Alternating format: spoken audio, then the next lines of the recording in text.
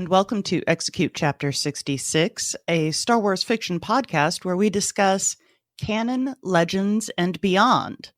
This week, we will be discussing Poe Dameron Freefall by Alex Segura, and my name is Beth Van Dusen, and our co-hosts have many things to say about this. So, Chad Schonk and Ryan Schweck, over to you first, Chad. This is your reminder that this is a book club, not a review show. Although today it's going to be kind of a both. We may spoil this book. You won't care.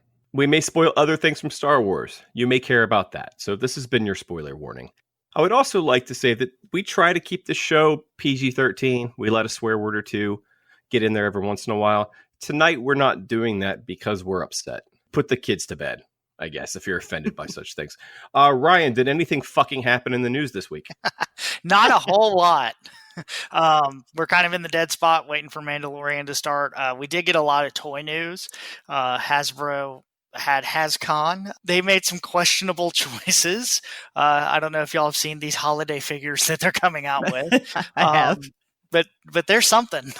They're re-decos of different troopers, clones, regular stormtrooper, and they're all painted red and green. Now, they do come with sweet little buddies, so you get like a Dio as a reindeer and Babu Frick in a nice little like snow onesie. But yeah, they did not get a very good reception from the collecting community.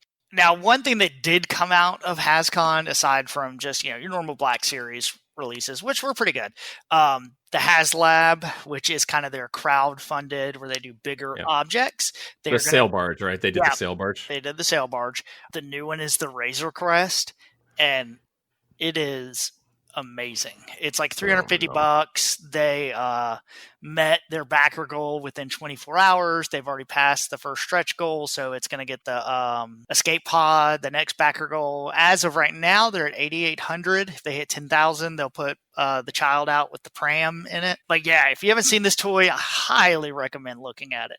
It's most notably has the first Star Wars toy with a bathroom. Like the bathroom is there, and apparently we call it a refresher. The refresher, that's true. And apparently, part of the refresher is, which I didn't notice on the show, when you got to take a leak in the Star Wars universe, you put this mask thing over your privates and pee into that. That is how Apollo astronauts and NASA astronauts do it. They do put a hose on their junk, and pee into it. So I guess the Razor Crest, but the Razor Crest seems to have gravity in it. Yeah. The reason you do that in an Apollo thing is because there's no gravity. So if you tried to pee in a bowl, it would just go all over the place. All the larger ships have an artificial gravity. Mm-hmm. Well, that's something we don't talk about in Star Wars. All right. Yeah. But yeah, it's awesome. It's $350. I mean, it comes with so much garbage. Like there's guns and the little armory closet from the Mandalorian. Like it's there. It's full of guns you can take out that are all based on the show. Like they did really well with this thing. So yeah, check it out. It's up for 3 3/3. It is 3 3/4. Does it have the little carbonite guys that you can take in and out? So not yet. It's got the carbonite chamber. And people are thinking that the next stretch goal after the child will probably be some more guys. People thought that was going to be the first stretch goal, but it wasn't. But it's up until, let's see, mid-November-ish. That's when the backing will close. So if you've never done a HasLab, basically they set a date. As long as they meet the goal, you've got until then to order this thing. But it won't come out until, I think it's released like holiday 2021. So there's a pretty long time between funding and making it. But yeah, it's a cool toy. That's about it for news. It's kind of waiting on Mandalorian at this point. Oh, but also speaking of toys, I checked out the link you put up about the Ahsoka lightsaber. Mm-hmm. Not only do you not get 2 of them, they don't turn white. Do they not? They turn 3 different colors. They turn like yellow and blue and some other color, but not white. So you're going to put out Ahsoka lightsabers that change color, but not one of those colors is white. That's a fail. Yeah. Now, that is an interesting one. So I sent you that picture. I mean, that is not Clone Wars Ahsoka. And no. It kind of looks like Rosario Dawson. It kind of does. It's totally Rosario Dawson. Yeah, so art. It looks like Absolutely. They may have revealed the look. It's maybe badly photoshopped. Maybe it could be an early concept piece or something. but I've seen plenty of a few fan-made kind of deep fakes, putting her face as Ahsoka, and it looks a lot like that. Oh, I do know another rumor that's running around right now that is possibly true in our rumor section. It looks like Pedro Pascal may be out of Mandalorian, that he will no longer be playing Mando in the suit, which is going to be kind of interesting considering, the reveal was one of the big things in the finale. So I don't know. Not for me. I don't know what they'll do with that. I've seen his face before. I knew what he looked like. Oh, yeah. Yeah, I'm down with that. Said I complained originally, why would they hire an actor with a name and a pretty face and never have him take his helmet off? Yeah, they can just go find some Uggo and doesn't matter who he is. Well, eventually, though, it may not be the way, and he'll take that off. So before we get to this week's feature event, we thought we'd take a minute to talk about something that I know has bothered me about the last 5 years of Disney Star Wars. And but I think it was Ryan's idea. Ryan, what was the central premise of this topic? The New Republic sucks. I mean, there's no other way to say it. I'm generally, pretty positive about what Disney has done and the stories they have told. But one of those core ideas in it, that the New Republic just doesn't have their crap together, and never gets it, not at all, never. Ever. Yeah, even from the beginning. And, you see it in this book, you see it in Bloodlines. It just never works. And at least why does Disney hate hope? Yeah. For me, it not cheapens, I guess, in the word, but I don't know. It affects the original trilogy. What is the point of all this? At the end, all they do is set up pretty much an exact replica of the Republic, and that failed the first time. But they don't even do that. If you go back to the expanded universe, they did create a new Republic, and they replaced the Empire in the same way the Empire replaced the Republic. This new concept of what the New Republic is, and that plays, of course, and also what the First Order is. I think the politics of this era are completely whack, and they have no clue what they're doing with it. They don't understand. I don't think these are people who watched the prequels more than once. And so this idea of one government transitioning into another, that's what should happen next, right? But instead they're acting like, oh, well, then we got to start a brand new government. No, you don't actually have to start a brand new government. You're bringing the original idea was the Alliance to Restore the Republic was the original name of the Alliance, and it's depressing. Like you say, it takes away their victory, Ryan. It's depressing. Yeah, it just doesn't make any sense, and I don't even know what it is I don't even know what it is to argue about it. Yeah, and and they could have set it up, and I think you can still have the conflicts there. I think it's okay to have the questions about should we have a standing military, and that argument between Mothma and Leia about that's great. That's great. Perfect, but they make them incompetent from the very beginning, and it's the same issues that pop up. They ignore the Outer Rim. They are not paying attention to planets outside the core, and crime and is run rampant and all. And you're like, it's like. Now everybody, you elect the rebels and the crime's going to go out of control. And that's exactly what's happening here. It's all over the place. The Republic does not care about law and order. They are. They do not. They do not. It is just so pessimistic. And now this has always been a danger of any sequel to Return of the Jedi.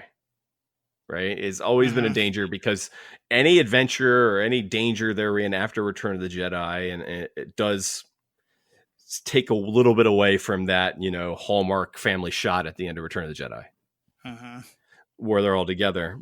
But this is exceptionally bleak, in a way that the expanded universe never was. And I think they did it because they wanted the Resistance, and they didn't really care story-wise how they got there, but they wanted to basically remake the Rebellion versus the Empire. And that's difficult to do when the rebellion / resistance is the government. Well, they worked backwards from Force Awakens, right? They had an idea for Force Right. Awakens, and they worked backwards. Exactly. And that's what they wanted in Force Awakens. And so now everybody's kind of stuck with this idea that the Republic screwed up big time and needed this little small band of fighters.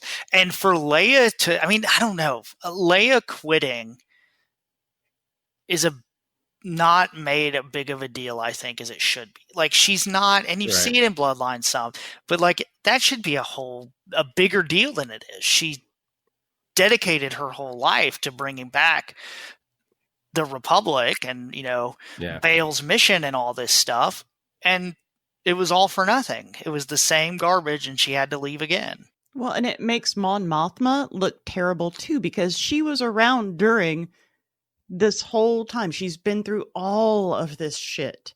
So for her not to have had any sort of a plan other than, I'll be a chancellor and we'll just see how it goes, and we won't have a military and it'll all be good, we'll be fine. But we don't even know.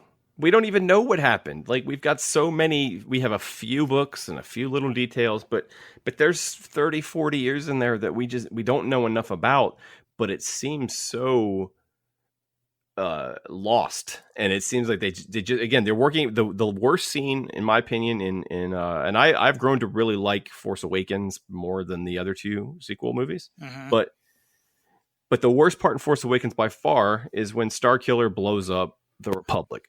One, because yes, it's really dumb that you could see a laser blast from a planet. Yeah. That's destroying another system. You would all die too. I know JJ says it's called, it's not science fiction, but fuck off, JJ. That's really dumb. And two, the whole point is they go, Han looks up, he goes, they just blew up the Republic. And you're like, the Republic's 4 planets? Yeah. Host and Prime? Is it? Right. Like, did we not learn that lesson with the Death Star? I've said before that if they would have blown up Coruscant, maybe I would have cared.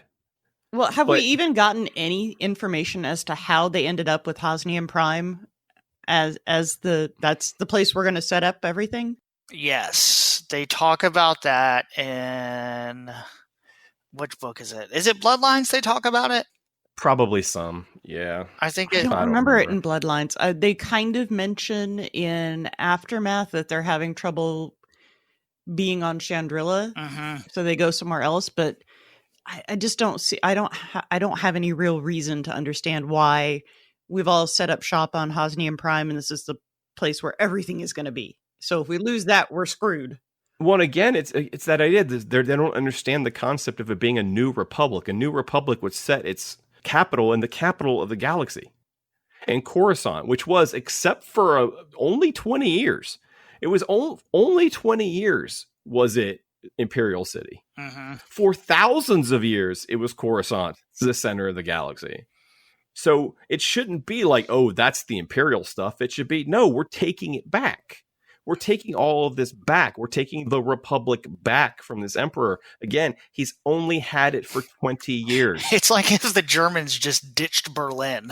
And we're like, that one's tainted. Yeah. We're moving on. Yeah, it doesn't make any sense. You're absolutely right. It's terrible. Yeah. And the political situation in the prequels is, in my opinion, the worst thing about them, or the sequels. The prequels are fine. The political situation in the sequels, to me, is the worst thing about them as a Star Wars nerd, because it's so vague and makes no sense and shows absolutely no concept of what the Republic was and what the Empire was. It's just, they're just good guys and bad guys, and some kind of really depressing idea that, like, and again, maybe they're right. Maybe democracy is doomed to fail. We're recording this, by the way, in October 2020. Maybe democracy is doomed to fail, but still, it's pretty bleak for my heroic science, space fantasy. It goes back to what we talked about, and I can't remember. It might have been on Dooku. The Separatists might be right. Like, the Republic is too big to operate with a Senate like that. It gets bogged down in garbage, and then you see it again. And you see that in the other books with the New Republic, too. Because the minute they're back, all these worlds start trying to carve out what their new stuff is going to be, and no one agrees. I mean, a lot of the stuff they talk about might as well be the Phantom Menace, like just total gridlock. Well, I mean, you heard it here first. Representative democracy doesn't work. And not when you get too big, apparently. I mean, a whole galaxy of worlds, and you want everyone to join the Senate and get their votes in. How's that really going to work with 10,000 planets? But it already was that way. That's the thing. There was already this big republic, and but instead of trying to repair that, they don't. But it wasn't working, but they didn't come up with anything else to replace it with. They just said, well, we're just going to do the same thing all over again. And they don't even have their space wizards this time. Yeah, that's very weird. So the New Republic sucks. So because of that, we read a book that takes place during the New Republic. I'm going to read my summary. You're going to bear with me. I can't wait for this. Okay. Let me get some water. I've been looking forward to this all day. In The Rise of Skywalker, fans were given a juicy bit of backstory about everyone's favorite, then not so favorite, then kinda favorite again, hotshot fighter pilot, Poe Dameron. He was once a Spice Runner. For 99.99% of people watching, that didn't mean a fucking thing. But for the rest of us, and Finn too, I guess, who was oddly put off by the whole thing. I mean, motherfucker, you were a stormtrooper, get over it. But for us, the true Star Wars nerds, anyone listening to me right now, we all had the same thought. Well, that's going to be a book. Poe Dameron Freefall by Alex Segura is that book. We meet young Han on the streets of Corellia, where the dashing and troublemaking kid, who has always wanted to be a pilot because of his father, steals a speeder and... Hold on. Hold on. I knew I was going to do that. Let me start over. I knew I was going to do that. All right. We meet young Poe Dameron, growing up in the Yavin 4 suburbs, where this son of Alliance heroes, a dashing and troublemaking kid who has always wanted to be a pilot because of his mother, steals his dead mom's A-wing and crashes it, surviving, somehow. His father, Kess, who is only slightly less protective than Joel in The Last of Us, is of course angry, and he and Poe have a big fight, because how dare a parent get upset when their kid almost dies? Poe takes the first chance he finds to get off of Yavin 4. He signs up for the Imperial Navy after seeing a fortuitously timed recruitment holo while hiding behind some boxes in the Coronet starport. Soon after, he finds himself hooked up with a group of scoundrels, including the legendary Tobias Beckett, the ruthless Cladoween smuggler Vigilch,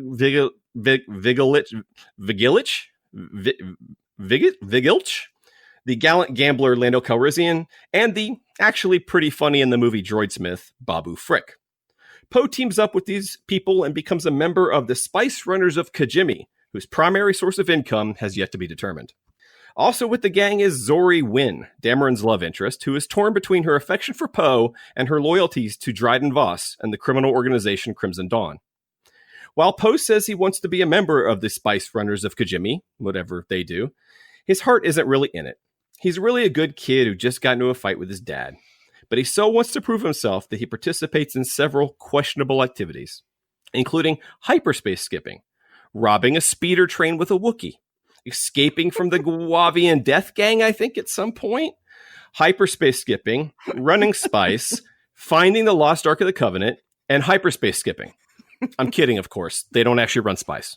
In one of the bigger twists, we find out that Zori's always helmeted mother is actually Ursula Zeva Bliss. Sorry, Zeva Bliss, the big boss lady of the Spice Runners of Kajimi, who have still not provided me evidence that they actually run Spice. Which means that Zori's last name is actually Bliss, which I knew because I saw the movie, and read the book, and bought the 6-inch action figure. Sorry, I already knew that. To shore up her power, Ziva invites all of her enemies to Kajimi for a bad guy summit, which is something that happens in movies, but probably not in real life. Instead of talking, however, she wants to reenact the last 30 minutes of The Godfather by snuffing out all of her criminal rivals at once. And she springs a shoddy ambush that would make Daenerys Targaryen say, what's the phrase? Girl, please, I believe is the phrase. But Poe and his trusty droid BB-6B3L3PO managed to subdue Zori, who was apparently okay with all the killing. Okay, I guess. And stop Ziva's attempted grab at power. And then a New Republic something agent, who we've been following the whole book, but I've only just mentioned now because we've seen this fucking character 400 times in the last 5 years, shows up to fight Ziva Thunderdome style and just gets herself immediately killed. Then Zori arrives and challenges her mother. She tells her she's wrong. And she tells Poe that he's right, because of course he is. He's Poe Dameron. He never makes bad judgment calls. Not ever. Name one time. She then extends a black-gloved hand to Poe and asks him to help her defeat her mother, end this destructive conflict, bring order to the galaxy, and rule together as father and son. But that isn't really Poe's thing. He's a good kid, remember? Because every shot he fires in the book is apparently set on stun. And for the record, I'm pretty sure he'd ever smuggled any spice. He walks away, leaving Zori very upset, a grudge she will carry until at least December of 2019. Poe sees a fortuitously timed holo of Leia Organa on the news and decides to go to her to... it's not clear. But he'll know when he gets there. He turns to Chewie and says, punch it, and the end. This book answers so many questions and raises a few more, but my first one is, why do I, someone who has been following Star Wars his entire life, who has literally never lost a Star Wars trivia contest of any kind, who has forgotten more about Tatooine than you know about your own family, still have no clue what the motherfucking Spice Runners of Kajimi actually do, because they damn sure don't move any motherfucking spice. This book, I want to say this up front. Alex Segura is a much more accomplished writer than I am. I have no doubt saying he's much more successful. I believe he works for Archie Comics. He's written a lot of comics. He's written books. So I want to get that out of the way. I'm no way saying I'm better than him, but this book sucks. So guys, what do this Kajimi Spice Runners do? The Spice Runners of Kajimi. You have to say that, by the way, if you read the book every fucking time. Mm-hmm. It's Spice Runners of Kajimi every single time. They do crime. That's duh. Did you not read the book? They do crime. Not drug crime, apparently. Not drug crime. They do crime. No. They have a whole planet full of crime. There's no rules. If you never read anything if you never knew anything Star Wars in your life, you would have no idea what spice was. No. Reading this book.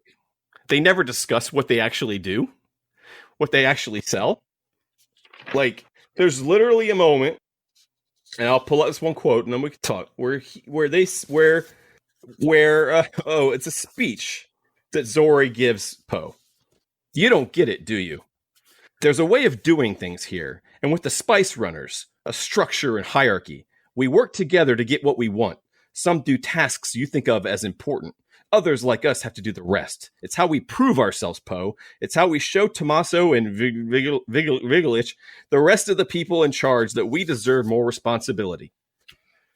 And you're dealing drugs! But responsibility to do what? Because we never see the drugs. Well, there's a weird, time jump at some point. He's been with them for a few months, and, they kind of mention, and we did some stuff. And I'm like, is that where you dealt the drugs? I went through it, Ryan. So yes. So to walk people through the story, watch the first half hour of Solo: A Star Wars Story, and then once he joins the spice dealers, and we kind of get over the stuff. There are several chapters where it jumps ahead a few months, mm-hmm. because Segura very very slyly just goes, "It's been 6 months since I left Yavin," and the first mission that they go on, which you're like, okay, now we're in the section of the book where he's off working with the Spice Runners, right? First mission is a rescue mission. That's it, just a rescue mission. The second one is to go find a Zabrak mercenary who had stolen something from the Pikes. That's not running spice. Then there's one where they meet with a smuggler that has a supply of Chakroot and Imperial weaponry, and I believe they're saying Chakroot is spice, so that's the one indication I found. And then their fourth mission was to steal a handful of star maps. Even in the third mission, where they show up and get double-crossed because they're supposed to get some spice and some weapons, there's still no spice there. So at no point is any spice actually run that we ever know of. Or that we see, at least. I mean, they mentioned, we have a lockdown on the spice trade from here to Kessel. You do? How? How do you? Is the spice just a trickle into the galaxy? Is it that easy to lock it down? They're just not in the spice department. They're in more reach out and acquisitions versus the actual running part of the spice operation. It's so it's just so stupid. We should point out, I guess this is technically a YA novel. So maybe there's some reluctance there. That's what I think. But they did it on fucking Clone Wars. Well, and what I hate is, like, underneath this garbage, there is a decent bare bones story there of a book that's not a YA novel. Like, you give me Poe Dameron and Zori running actual Spice and her mom is the drug kingpin, there's a good book. Yeah. And it's not a badly written book. It's just the story and what they do with it makes no sense. And the spice running honestly wasn't even my biggest problem with this book. I'm just bothered because they are called the Spice Runners of Kajimi. No, that's every fair. time. But which, by the way, why would you do that to yourself? Why would you, as an author, do that to yourself? We have to type that out every fucking time. He had it on a macro on his computer every time. Spice Runners of Kajimi. But it's not. And there is a book there. You're right. There is a story there. I had a little fun comparing it to Solo and a little bit of Rebels because it's totally there. It totally feels like the first third of this book totally feels like Solo. Mm-hmm. It's almost the exact same setup. It also feels a lot like J.J. Abrams' first Star Trek a little bit too, with the sabotage sequence where he's on the motorcycle or whatever. Oh, Felt yeah, like. yeah. By the way, why do the rebels let the military people keep their fighter jets? Yeah, do you not have to hand in your weapons when you retire? There are Second Amendment rights in a galaxy far, far away. But these are military hardware. This is military hardware. Maybe that's why the New Republic fails, especially because they're so strapped. Like, they make a big deal about the Republic being strapped for resources, and they were like, "Hey, keep that, whatever." We can't have a standing military. We don't have stuff. Oh yeah, it's because you let everybody keep everything they ever flew. We watched them in Rebels scrape and crawl and fight just to get like 3 or 4 fighters to add to the arsenal, right? And Wedge just got his... And the war ends and Charbet just goes, I'm out, and just takes her A-Wing home. Wedge just got his X-Wing in the backyard. I know. And obviously Luke has his still, right? And like, what? This is military property. Why are we doing... You guys are terrible at this. The other question I had is like, you know, you're the Spice Runners of Kajimi. Like, you're putting it in the name. Like, we are drug dealers. We're drug dealers, and here we are. It's like if I was the cocaine dealer of Owens Road. Like, are the police not coming to knock around? Is New Republic like, man, we've got a serious spice problem. Where could these people be? The Spice Runners of Kajimi in this book, they are treated as an ethnic group. Yeah. They are not. Spice running is... I'm sorry, Mr. Segura. Spice running is a profession. It is not a calling, and it is not a religious sect. It's only a profession if you actually do it. Here's the big question I have. What did Poe think he would be smuggling when he thought it was okay that he was signing up to be a smuggler? When he said, yeah, I'll go with these smugglers, that's fine, as the most naive motherfucker on the planet, even though I was raised by, badass rebels, I'm apparently still a naive kid. Okay, I'm going to go with you smugglers. Oh, spice? Well, that's too much. That's too much. Maybe he thought he was running like some bootleg holovids or something. What do you think? You think you're moving like Yankee Blue Jeans and Bruce Springsteen records? Like what are you smuggling? That's not in Star Wars. It's spice, it's slaves, and it's guns. That is what you smuggle in Star Wars. So what did he think? And then when he's like, it's spice, I'm like, it could have been slavers. It could have been worse, I guess. I also like to point out there's a line early in the book, quote, criminals are a cowardly, superstitious lot. But you know that, Zori said, not meeting Poe's eyes. Motherfucker, you do not get to quote one of the greatest origin stories of all time in your shitty origin story. That is a direct Batman line. Criminals are a cowardly, superstitious lot. Right here in this book. Stolen, flat out of Batman. I totally didn't even catch that. I was like, what are you doing? That you don't get to reference a better origin story in the middle of this one. Anyway, did you guys have any thoughts? I got more. Okay, so here is my biggest problem. Yep. Is that I didn't need to know any more about Zori than I already learned from reading the novelization of Rise of Skywalker. I thought that was too much Zori there. The biggest problem was that I don't feel like even if 3 years of Poe's life was spent with her, I don't feel like there was a payoff for their relationship in Rise of Skywalker. Because you spent 3 years with somebody 20 years ago, 25 years ago, who knows how long, because we're not given very clear timelines.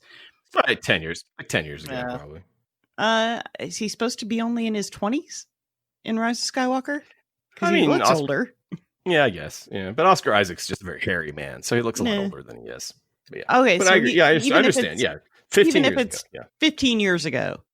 They both moved on, and they haven't seen each other for 15 years, so I just assumed there was a much richer, more involved backstory. So for her to do everything she does for him in Rise of Skywalker, I thought there would be a little bit more payoff in this book relationship-wise. Not saying, I know it's why they don't have to get it on, but a deeper relationship than just, we were the same age when we both started running Spice together or not running Spice together. Yeah, I was saying that is libelous, Beth. You cannot accuse the Spice Runners of Kajimi of running Spice. I will see you in court. When they started not running Spice together, they were the same age, so they bonded, and that causes her to give up her chance at freedom 15 years later. It didn't make, I don't know, man. It didn't make any sense to me, and the only part that I would have cared about seeing any more of would have been Babu Frick, and there's not enough Babu Frick in there for me to care even. Never enough Babu Frick. That is true. He was the character I would have liked to have known more about. I didn't need to know any more about Zori Bliss, and having this whole name thing, like they refer to her as Zori Wynn every single time. Her whole name. She can't just be Zori. Just Zori Wynn, Zori Wynn, Zori Wynn. I don't care. I know she's Zori Bliss, and I don't care that she's Zori Bliss. She's sitting on my shelf right now. Stop it. I knew her name a year before the movie came out. That's the one Kerry Russell's, like, it's such a, I hate that one. I hate when that was one of my problems with the Mandalorian reveal, right? Was we're going to spend all this time waiting to reveal his face, and it's going to be that dude from Game of Thrones. In world, maybe it makes sense that Poe hears this name. But then again, the name Bliss doesn't mean anything to Poe. No. So it's not like that's hiding anything from him either. No, because he wouldn't have known who the hell she was regardless. Right. He doesn't know who any of these people are because he's a backwater kid on Yavin 4. Why did we decide? When did they decide Yavin 4 would be a good place to like hang out? I thought it was all tropical or like jungly and musty and stuff. It used to be dangerous in expanded universe times. It used to be a more dangerous place. Yeah, now it's just a rundown crap hole where we used to fight, and they're like, "Well, I guess I'll stay here." Like, I guess we'll set up camp in his old military it's days. like those dudes that stayed in Vietnam and just didn't go home, and now they just wear like a Hawaiian shirt and drink quarter beers all day. I think the scene that got me the most is this whole thing in the end. All of the end was ridiculous. I mean, first of all, the meeting of all the families, or whatever you want to call them, the syndicates. How stupid are you? Like, this is the most like tired trope of like, she's going to get everybody together and make an alliance. No, she's not. Like, no, she's not. This is, yeah. When you look around and you see that, hey, the guy who double-crossed Poe and Zori on that space station is here, I'm going to dip, because this isn't going to end well. And my other thing I was confused about it is, we get this whole sequence of Zori and Poe sneaking in and like, we got to be quiet. That's your mom's castle, and you're her like lieutenants. You should just be there. No one's going to question why you're walking around. If we have learned anything over the last decade, it's that meetings like that end with one word, and that is Dracarys. Yeah. You call meetings like that to burn bitches. And the fact that her whole plan wasn't to blow them up or make it look like an accident. It was literally just to round them up and shoot them. Yeah. There wasn't any cool. What was Zori doing anyway? What was her part of the plan? They just rounded them up. They just rounded it up to shoot them. Poe's like, I gotta stop her. I'm like, from what? From what? But what was her part? She was sneaking in to do what? Because I was like, oh, she's gonna set off a bomb. or something, that would kill these No. people. She's going to pull the trigger on whatever it is that kills these people, which again, Zori doesn't really give you the impression that she'd be okay with this kind of mass murder until that moment, but hey, whatever.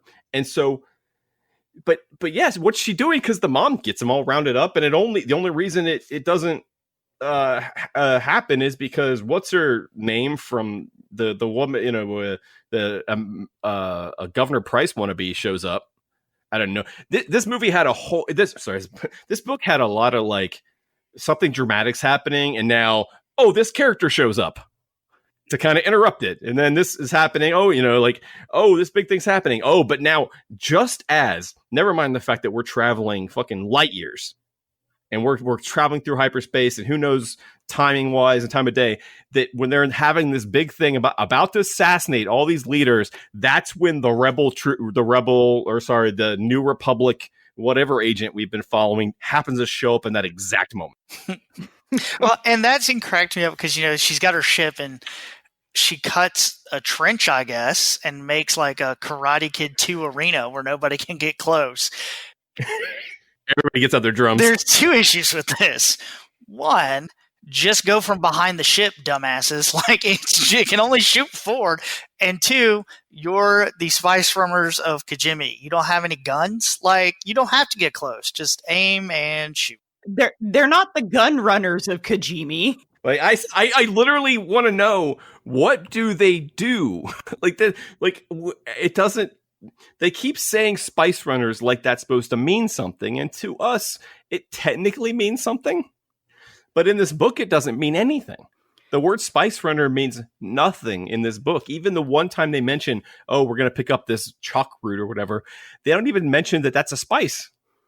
I learned more about spice from the Clone Wars than I learned from this book. And the Clone Wars is a cartoon. So don't use that YA crap excuse with me, because it's a cartoon and I've seen more spice in the damn cartoon than I saw here. Again, you can make a moral out of it. He goes off. He decides he's going to run spice. He runs spice. He feels bad about it because he sees maybe the effects that it has on people, maybe the damage or something. Like, that would be interesting. But instead, he's just a good guy the whole time. Okay, two things that I wish the original trilogy never invented. One, we've talked about it. I hate fucking Force Ghosts. I think Force Ghosts are stupid, and I think the sequel trilogy screwed them up even more. I actually think the prequel trilogy screwed them up. I think Force Ghosts suck. But setting to stun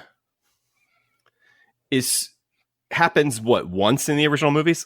Mm-hmm. 10, 15 minutes in, right? And since then, whenever an author wants to make sure our good guy is still a good guy, they're always like, set your weapons for stun. Like, this is war. Like, I don't understand, like, why aren't all guns always on stun? Like, why don't they just sell guns that stun? It was just so, when he's yelling, like, shoot, when they're trying to get away, when he miraculously can fly the whatever their ship is, their freighter, in the same way that Rey can fly the Falcon, but at least Rey's got the Force. He's like, shoot to harm. There's good people in there. And I'm like, doesn't that give the Spice Runners, quote unquote, Spice Runners, like a clue that he's like wanting them not to blow up New Republic ships? These are criminals and pirates and murderers. And he's going around going, don't kill anybody. Like he's fucking Terminator 2. Well, I feel like they wanted us to care about the rest of the crew too. And then when, what's his name died? The old I don't know what his name is, Tormund or whatever. Tommaso. It was treated as like this big deal, and he betrayed us. And I was like, who cares? And then the reveal at the end with the rebellion. New Republic lady. She's like, yeah, we fed you that information to make you think that he had turned on you. I was like, okay, I don't care. So what? Because it was Monica. Isn't that her name? What is her name? It's something like so normal. They have all these names. Yeah. And then she's like, Monica. What? Yeah. Like, I don't, it doesn't, I don't know, man. It's so it's hard to even explain how, like, I was okay with the first quarter of it because it was just a Solo ripoff. But then it kept getting dumber. and dumber. And yeah, yes, I keep saying it, but I kept screaming, "Where's the fucking spice?" Like, I have no idea what these people are doing. They're talking about, oh, we're running operations out of here, and we got to keep our troops moving. I'm like, you guys, are you a paramilitary outfit? But those operations, Beth, are not running spice. But at least it would have been something. Instead of, we've jumped to 6 months later where we're going to, vaguely mention some shit we did, but we're not going to tell you about it because it might have been interesting. I mean, I'm all on board for, Oscar Isaac and the Noxzema girl dealing drugs. Like, I will pay money to read about this. And I paid money and did not get that. Okay, we got to... sorry, I had to do that, guys. That's not the Noxzema girl. Is it not? No, the Noxzema girl is Rebecca Gayheart. Oh, I thought she was always the Noxzema girl. No, that's Rebecca Gayheart. Yeah, this is this is Felicity. Felicity. Well, yeah, I always thought Felicity was the Noxzema girl. Yeah, no, that's just Rebecca another Gayheart. girl with curly hair.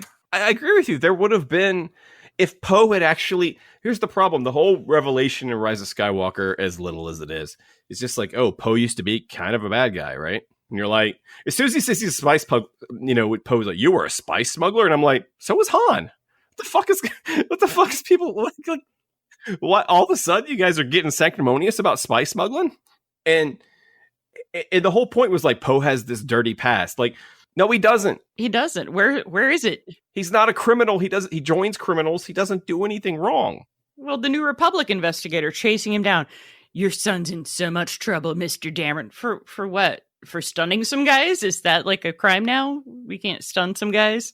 Quote from the book. The Spice Runners were a secretive, upstart organization that had managed to piece together an impressive, if still feisty and small, alliance of thieves, murderers, and scoundrels to capitalize on the chaos that had sprung from the collapse of the Empire, which had left the lucrative spice trade coming out of Kessel in a state of complete disarray. At least it mentioned spice. I don't know why that last part, why it would be in disarray because of that. But again, there's no mention of alliance of thieves, murderers, soldiers, murderers, and scoundrels. No smugglers. The super secretive part, they fucking nailed that shit because it's so secretive that nobody knows what it is. Basically, from what I can tell, what they decided to do, instead of actually having spice in it, because they felt, like Ryan said, because it was a YA book, is they decided that, like, well, we'll just make it rival spice gangs trying to kill each other. No, there's no actual spice running. It's all about bad guy spice runners against other bad guy spice runners. Well, and even outside of YA, like, I wonder if they're worried about tainting Poe Dameron that much. Like, it's one thing to say it, but if you show, I mean, I can see Disney being hesitant of putting one of their main characters into a drug dealer. Their main characters for what? They say they're not going back to those characters. People already fucking hated Poe after Last Jedi anyway. Like, this would have made him interesting. Yeah. And Han Solo sold spice. Or ran it. Like, what did Poe think he was smuggling? So we got on the ship, he's like, oh, thank God, teddy bears. Thank God. That's what I thought. All right. As long as if it wasn't slaves or spice, teddy bears, I'm good with teddy bears. Like, what? Bootleg toys coming from Tatooine. Right? I mean, he literally just walks into a bar, goes up to a bunch of people, and they're like, oh, we need a pilot. Oh, I happen to be a pilot.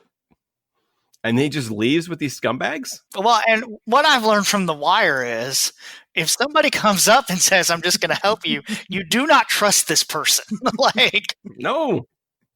And I'll disagree with Beth. I actually thought the Zori Poe stuff was the most compelling stuff in the book. I found that stuff to be compelling because I thought it was actually like, yes, they skipped over time period, but I thought there were moments between them that I thought felt genuine. I'm not saying they weren't genuine. They were sweet and there was some cuteness there, but it still wasn't enough to justify, here's these clearance codes so that you can escape and I'm just going to stay here and fucking die. I mean, I was joking, but I'm not, right? I mean, she pulls a full Vader on him, right? Mm-hmm. She says, help me beat my mom and we'll become the head of the Spice Runners of Kajimi. That's it. I mean, I can see that's an interesting story if they had expanded on it more. This kind of tear between Zori like wanting to be with Poe and, you know, leaning and doing what's right versus doing whatever the Spice Runners of Kajimi do. And, you know, She wants that sweet helmet. I get it. It's very nice, but I mean, there is no indication until that very moment that she would ever go against her mother. The entire book, there's no indication. Yes, she resists her mother, but at that point, she's ready to take over all this stuff. And her mom, she finally stands up to her mom and says, "This isn't right." And you're like, well, since when did you think that? You were ready to kill all these people 10 minutes ago. Yeah, and you're not even going to discuss it with your mother before you go, you know what, I'm taking over. I'm going to kill you and take over. It just, I don't know what this, I don't know who this book is for. I know it's YA, but like, people don't, I mean, again, they keep making these YA books thinking that like the Twilight kids are going to start buying Star Wars books. They are not. It's for people who don't like Star Wars books, apparently, because of the 100 and something, just barely over 100 Amazon reviews it has, 70% of them, that is 70 out of 100 people, gave it 5 stars. Well, I mean, the world's stupid. And a further 16 people gave it 4 stars. 10 more people gave it 3 stars. Only 3 people gave it a 2-star review. There are no 1-star reviews for this book. I have a very, very low bar for my Star Wars entertainment. Me too. I just want some fucking star in my wars and I'm good. And in the Needless Things family, we try to talk about lift up, as Dave says, lift up things that we love and just ignore things that we don't. But I think we've proven that we love Star Wars and that we love Star Wars books and that we'll read any Star Wars book. When we're down on a book, just believe us. We're not trying to hate. yeah. It's just not good. I wanted to like this book. I tried hard. Have any of you read the comic, Star Wars Shattered Empire? Yes. I have not. Which actually, I went back and reread it and it was better than I remembered. Mm-hmm. It was Greg Rucka. I forget who drew it, but it was Greg Rucka. It was a Journey to the Force Awakens comic. It was a 4-parter about Shara and Poe Dameron that ended with them basically settling on Yavin, right? Mm-hmm. So that means that Force tree's on Yavin. Did they even mention the Force tree? No, they didn't mention it, but that is where it is. It's also one of the first mentions of Project Cinder was in Shattered Empire. They actually see the beginning stages of Shattered Empire. The reason I know what the creepy Emperor robot head, the robots with the Emperor's head on them. I think that was the first time we saw pictures of them. Yep. And it's just kind of, it's just a story about the two of them. There's some really cool parts in it. But again, it's more just about his parents. And then I dove back into Poe Dameron comic a little bit. Just because there is another character that overlaps. That's what, Lulo? Lulo, yeah. Yeah. Who does, spoilers, die in the Poe Dameron comic. But I didn't realize he was like his uncle, basically. Some very involved family friend. In the middle of my notes about the comic book, I wrote, does the author know what fucking spice is? It was still on my I still didn't quite understand. Like Ryan said, you could there's a much better version of this book. It doesn't have to, there's a 350 page written by a serious author, like, non-YA aimed book about, Poe Dameron and Zori Bliss running Spice. Mm-hmm. That will still make you like Poe Dameron because, again, Han Solo ran Spice. Everybody, no one else has cared about that shit ever. And that's what smugglers do. And again, but it's Star Wars is about redemption anyway. So even if he was a scumbag Spice Runner, now we saw the light. There's a more serious, still fun adventure, on the fringes novel out there. Or at least a better ending that shows how he gets from I'm leaving the Spice Runners of Kajimi to I saw Leia talk, so I'm going to go to wherever that is. He sees a picture of her. Yeah, I think the story there really is, well, what I think they should have done is, he gets wrapped up with Zori, falls in love with her, sees how horrible spice running is. It would be an excellent time to catch up on Elon Slaw's Baggio. What's he doing now? Is he running Spice? I don't know. But he could have showed up and then have him be like, things are messed up. I need to go help.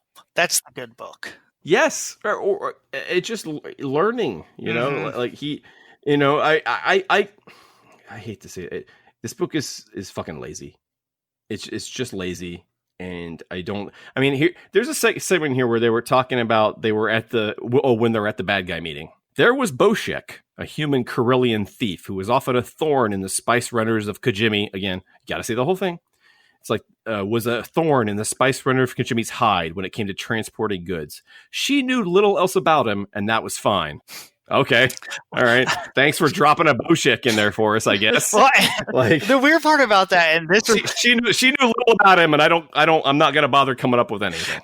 That brings up another point of why I hate that scene. This is supposed to be like the meeting of the big gangs. We're going to make this huge criminal empire. And really, it's like two gangs. And then like, here's this dude who also flies a ship and sometimes causes problems. Like, wait, what? You're getting the one ship? And it's fucking Boshek. It's the dude with the slick back hair from the cantina. Yeah. Like, it's even like, so it's an Easter egg, but it's the first time I think he's made an appearance in Disney canon. And so the idea that she's like, she didn't know much about him, and that was okay. And you're like, that's because the author doesn't know anything about him and doesn't want to bother creating something. Here, nerds, here's a Boshek reference. Like, you'll be fine with this, nerds. Yeah, if we said the word Boshek. You hate to second guess an artist, but it feels like it was written in a rush, and it feels like it was, again, these are all corporate products, and we're all very aware of that. It feels like such a corporate product. Yeah. Which I think would have made more sense if this book had come out right after Rise of Skywalker. Now, granted, there was a lot of blowback, but people were interested in that line. You put this book out right after, when people still are interested, I could see there being a more reason to have it. But at this point, who cares? Put it out before.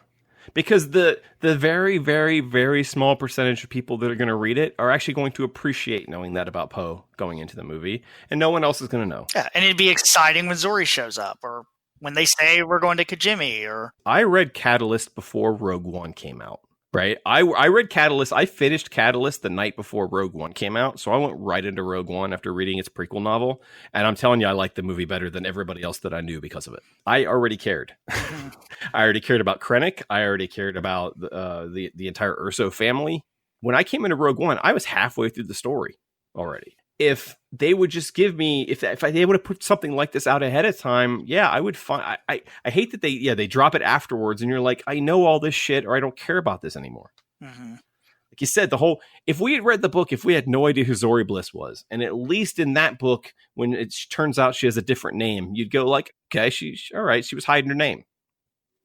But the whole time, like Beth said, you're reading it, you're going like, her name's Bliss. Like, we know her name. It's so ill-conceived, and it's hard to explain. But again, I felt insulted by it again. I know it's a YA book, but it felt so lazy. Mm-hmm. I've read a lot of YA books, Yeah. and honestly, this is one of the worst. Well, and there's nothing wrong with Star Wars YA. I mean, Ahsoka is awesome. Lost Stars is amazing. Yeah. They've shown they can do good YA. I love the Padme books. Mm-hmm. Certain authors have shown they can do YA Star Wars.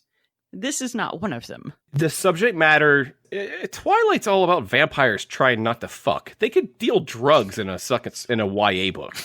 Like, they totally can. Especially, like you said, if we're never going to see Poe Dameron again ever on screen, then who cares if, oh no, we've besmirched his name by showing him running Spice. The Hunger Games is a story about a government that puts kids in an arena and makes them murder each other. But Poe selling Spice would be too much? No. So I don't think it's a YA thing. YA books are dark as fuck. Maze Runner, they're all post-apocalyptic, dark stories. So I don't think they do. I don't know. I don't know why you would make the big deal out of them working for these people and never explain what it is or what they do or how. Except if I had never read a Star Wars book in my life and I picked this up, I would get to the end of it and I go, okay, what is a spice? Did I just read Dune? I don't. That was exactly my thought. I was like, are we supposed to be making Dune inferences from this, or you gonna tell me what spice running actually is? You just don't get it, Poe. I think part of the mistake was the decision to make the Spice Runners of Kajimi a culture, to make them this almost cult, right? Like this idea that they, we have a code, and only Spice Runners are allowed on Kajimi.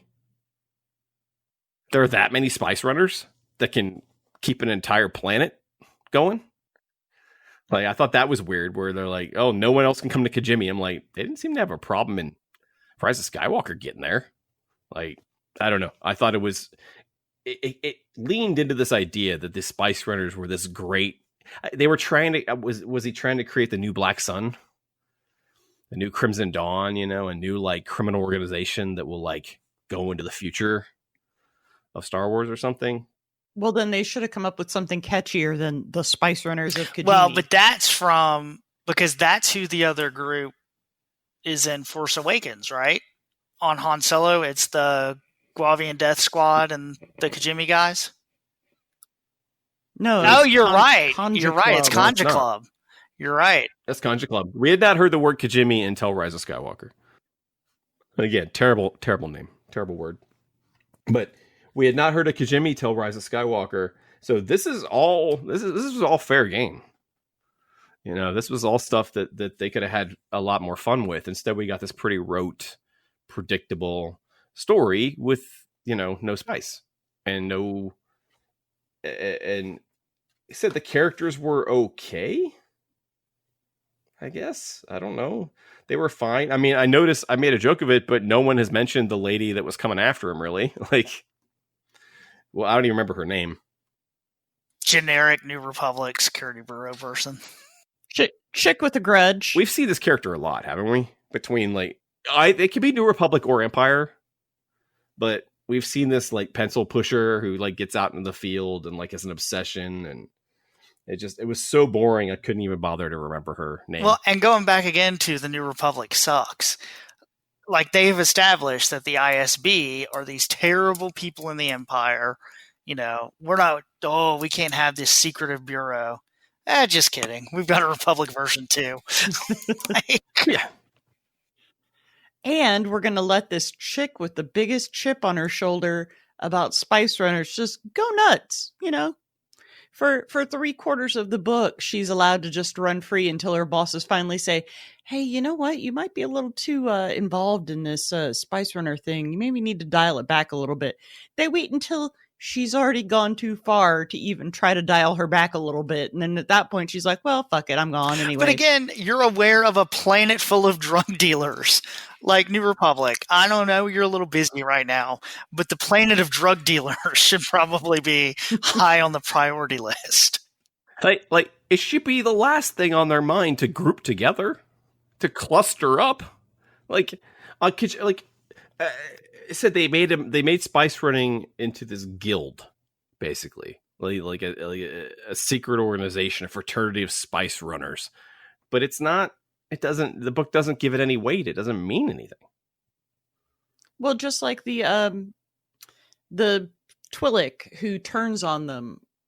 I don't even remember that character's Monica. name. The person who I need to look up her name. It's something weird. Yeah. The Twi'lek who was on the crew who ended up getting caught and turning on them, that's supposed to be like some big devastating thing. And I was just like, oh, the Twi'lek's still alive and she gave up information. Okay. Yeah, like, motherfucker, I sat through Yurika Quell. I know what's going on. We're fine. Yeah, I mean, and that stuff was very predictable, and it was, uninteresting. I don't know why we were supposed to be stunned by this big reveal either.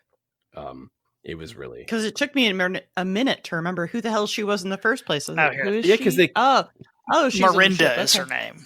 Marinda, yeah, okay. Marinda Gang. Yes, because they kill off most of the crew, right? Like halfway through the book. Yeah, or apparently, supposedly kill them off about halfway through the book, and you're like, I don't care about this either. Like, I don't. No, when they're fighting the Zabrak, it's just like, I have no dog in this race because I don't care about any of these people. Yeah. However, when it gets to that moment, I still think the book boils down to me is that Poe goes, oh, they're smugglers. That sounds like fun, and gets on the ship, and they go, we run Spice. And he's like, what? And I want to know what the author thought Poe thought he was getting into. They could have at least in this book established that he, maybe he was into Zori Bliss for a minute, but he also had a thing for black dudes who used to be stormtroopers. Seeing a pin up in his bunk. But yeah, it just. But they just dropped we wanted this book. We wanted this story. We wanted to hear about it. I didn't want this, but they didn't care enough to really give us something interesting. We're always going to compare it to this, but like Lucino you could tell Lucino put his heart and his life and his soul into writing Darth Plagueis. Mm-hmm. Right? He wanted to make the definitive history of the last 30 years of the Star Wars galaxy. Like, that is someone who had a passion for that project, who took it seriously. This feels like, oh yeah, well, let's just, put out a book about Poe. Yeah, it feels like a leftover from a checklist that Disney had about things we're going to follow up on. Well, it feels like one of the books too that would have been in the on the road to, or before the Awakening and things like that. But it's coming out much later, so that made me actually more excited, because the books that come out after the movies have more freedom than the ones that come out while the movies are still coming out. But this book had a lot of freedom to tell us a cool story, and instead it just tells us a story we've seen before, just much stupider. I mean, the word I really come out of this book is it's just stupid, and unnecessary, and I don't know. Yeah, I feel like this is the first real flop from Disney. Yeah, I mean, there's a few I still haven't read.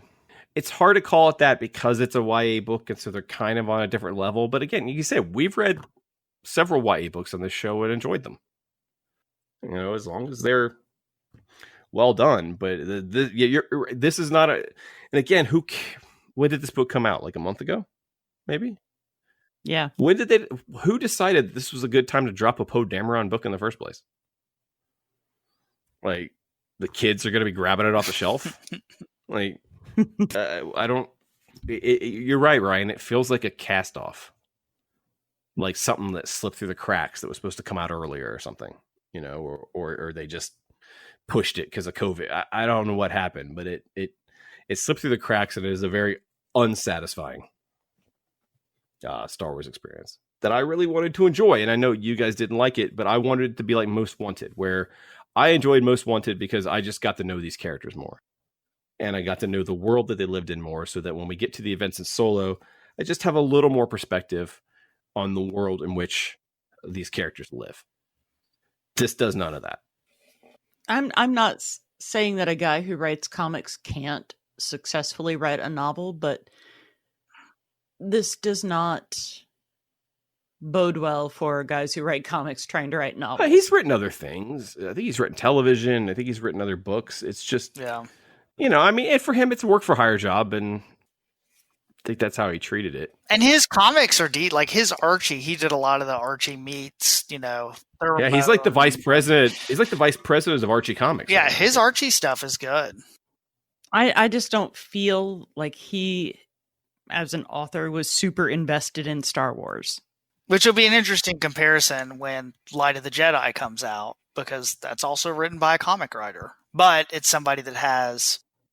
Oh, but it's written by Charles Soule, right, who definitely has experience. Interested in Star Wars. Right. And is definitely interested in Star Wars. Mm-hmm. Like, I mean, Soule was like one of the ringmasters and coming up with the whole thing in the first place. Right. So, I think High Republic, partially, we're going to see some works of... I hate to say works of passion, because they're still just licensed, books. But you're going to see people that care about what they're writing about. And this book didn't feel like it cared to give me anything new or anything interesting. Instead, it decided, let's just make Zori Bliss's name a reveal. Like, I think it even ends a fucking chapter. Yeah, it does. It's like, that's my mom. And you're like, okay. All right. Figured that out already. Thanks, though. Yeah. Especially, it doesn't. Oh, wow. Yeah. Anyway, so hopefully what we're going to read next week is better. Ryan, what are we going to read next week? So going from authors that may or may not care about their writing to an author that definitely cares about what he's writing about, we're going to look at the first book in the new Ascendancy Thrawn trilogy, Chaos Rising by Zahn. Get ready for all sorts of fun names, and I'm so glad you're taking that book. I'm so glad you're in charge, because I will not be. I can't wait to hear you pronounce all those. Yeah, we'll names. be using core names for the entire length of the episode. We will not go through the many apostrophes. Yeah, I just started reading it, but I'm already like, oh boy, all right, that's this is the first paper, or I guess hardback Star Wars novel I've read in quite a while, because I did want to get the first edition with the blue pages. Yeah. And it looks really sweet, but I haven't, like I said, I haven't read it yet. I'm gonna go out on a limb and say it's better than what we read this week. Oh, it is. Okay. I've already read it once. I'm reading it again before we record the next one. Yeah, so I can just guess that. So, all right. Well, thank you guys for joining us, and thank you, Chad, for walking us through the shit show that you picked out. So you have no one to blame but yourself. I take full responsibility. And we will talk to you all about a much better book very soon.